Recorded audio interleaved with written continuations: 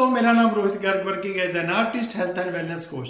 तो आज हम बात करेंगे कि हम किस प्रकार ये चेक कर सकते हैं कि हमारी जो सोच है वो हमारी सफलता के लिए सही है या गलत है। तो हम कुछ परिस्थितियों के बारे में बात करेंगे।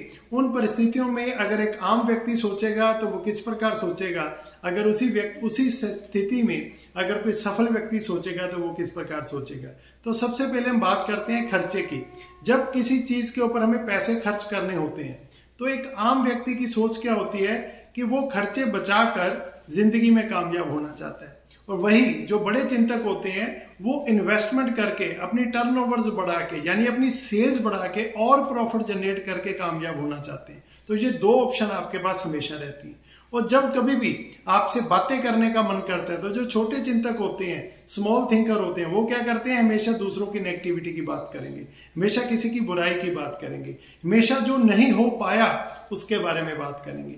जबकि जो सफल इंसान होता है वो हमेशा अपॉर्चुनिटीज के बारे में बात करता है। वो ये बात करता है कि किसी काम को कैसे सुधारा जा सकता है, किसी काम को कैसे किया जा सकता है, किसी काम में हम कैसे सफल हो सकते हैं। तो ये दोनों ही सोच जो है ये मैटर करती हैं आपके साथ। उसके बाद अगर हम प्रगति की बात करें, जब आगे बढ़ने की बात आती है तो जो स्मॉल थिंकर लोग होते हैं वो क्या करते हैं, और बढ़ने की क्या जरूरत है, बहुत कुछ कर लिया जिंदगी में, इससे आगे और कुछ नहीं हो सकता। वहीं जो सफल लोग होते हैं वो एक गोल अचीव करते हैं, फिर और बड़ा गोल सेट करते हैं, फिर उसको अचीव करते हैं, फिर और बड़ा गोल सेट करते हैं। यानी कि उनकी जिंदगी में जो गोल्स हैं वो again and again set achieve set achieve set achieve, इस फार्मूले के ऊपर वो काम करते ही रहते हैं।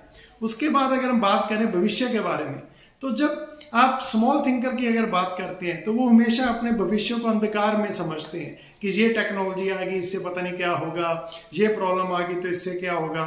तो वहीं जो सफल लोग होते हैं वो भविष्य को हमेशा अच्छी दृष्टि से देखते हैं। वो कहते हैं कोई भी परिस्थिति आ जाए फिर क्या हुआ, हम उस परिस्थिति का डट के मुकाबला करेंगे, अपने आप को इम्प्रूव करेंगे और उसमें अचीव करेंगे। तो आप अब अपने आप को मार्क्स दीजिए कि आप किस प्रकार की सोच उस परिस्थिति में रखते हैं जब इस तरह की कोई परिस्थिति आती है। और यही बेसिकली सफलता और असफलता का सही पैमाना है।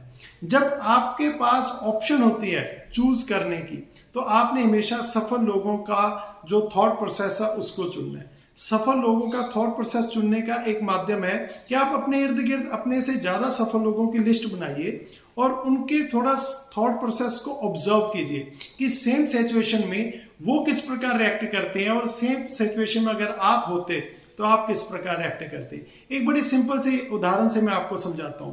मान लीजिए एक होता है फैक्ट, एक होता है सॉल्यूशन।